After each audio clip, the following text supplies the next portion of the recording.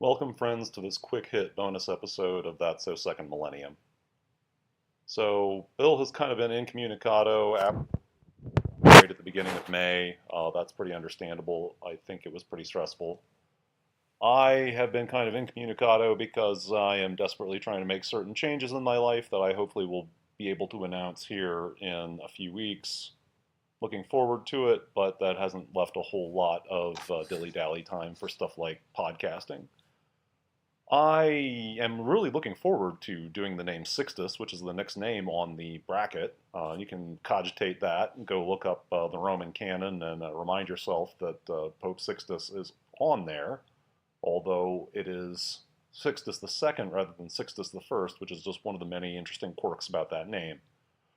All right, well that was our sneak preview, so it is still a Pope Names podcast, I suppose. I did want to stop.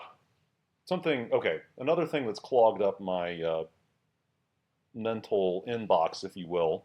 So there's a former student of mine. I love her dearly. She's trying to complete a class so that she can get reinstated. And I have volunteered to read along with her and help her attempt to complete these papers, give her some feedback. Hopefully it works out somehow. It is sort of cross-genre for me, but it does mean that I need to, and want to, read three classic works of fiction, one of them being Crime and Punishment by Dostoevsky. How that relates to my own life. Good question. Then there is Fathers and Sons by Turgenev, which was never on my own personal list of things I needed to read at some point, but I will take my former colleague's word for it that it's a good book. And then, of course, Paradise Lost by Milton. That's the book that I'm embarrassed that I have gotten to the age 47 and haven't read yet.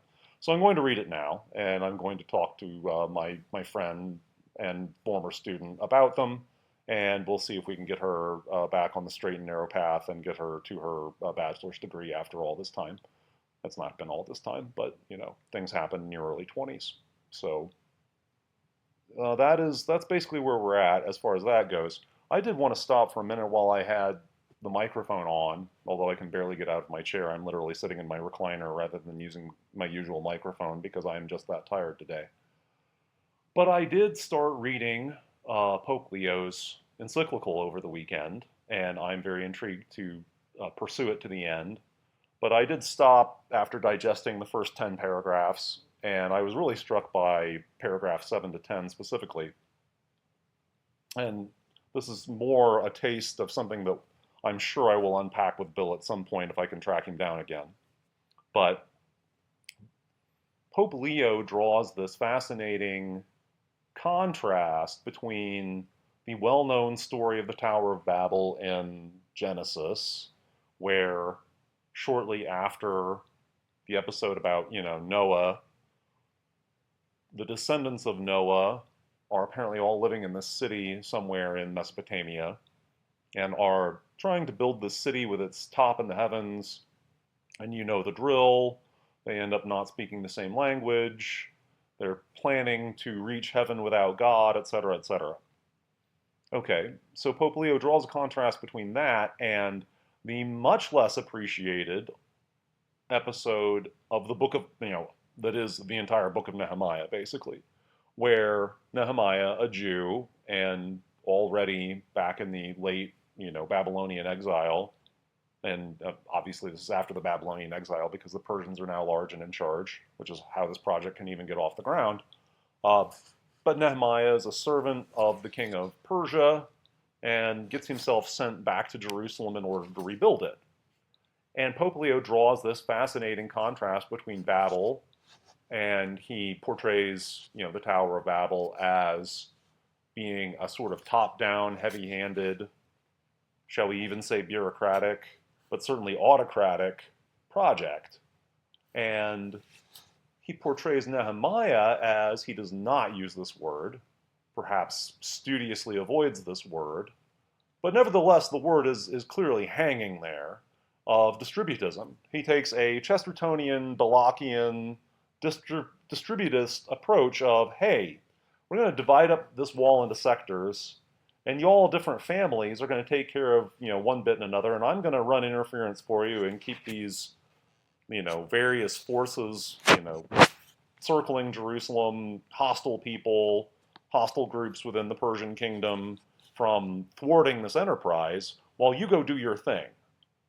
It's a fascinating beginning to this encyclical, and I am very intrigued to see where he takes this and whether the concept of subsidiarity gets mentioned by name. That seems likely at some point. He may shy away from distributism as such.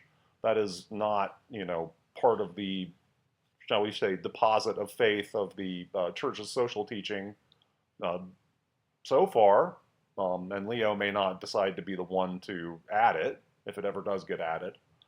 But that concept of, people need the ability to take responsibility for themselves. They need to live in a system that doesn't make that impossible because it's so complicated and there's so many ways to get defrauded, that's what government and other authority figures are actually, that's one of their major purposes. It's a fascinating beginning, and I'm drawing, and to be clear, I am drawing, go read the text for yourself. I mean, for heaven's sake, the first 10 paragraphs, it won't take you long. And hopefully that whets your appetite to read the rest of it. Because, I mean, the Pope is attempting to face, one of the one of the key issues of our time. They're all interrelated. If we can address this one, we can also address the, I don't know, never-ending wars and all that sort of thing as well, because they all spring from the same root. So with that, I will sign off for now. It's good to talk to you all, speak with you all. I'm very much also looking forward to being at the Society of Catholic Scientists this coming weekend. And if there's anybody who still listens to this when something comes down the feed, who I'm going to see this weekend, I'm even more tickled. So see you in Chicago, and signing off.